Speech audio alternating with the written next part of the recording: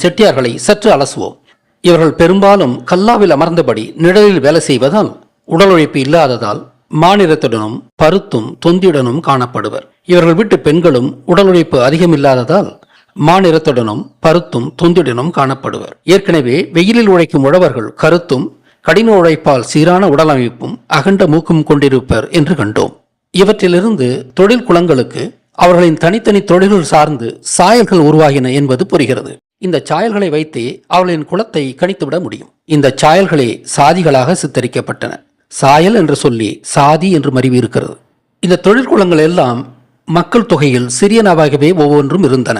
இந்த தொழிற்குலங்களுக்கு தொழில் சார்ந்த அறிவு, பண்பாட்டு கூறுகள், கடமைகள் இருந்ததால் தத்தமது குலங்களுக்குள்ளேயே அகம நபரவும் இருந்தன. இதுதான் இயற்கையானது, சரியானது. இதில் தவறேதும் இல்லை.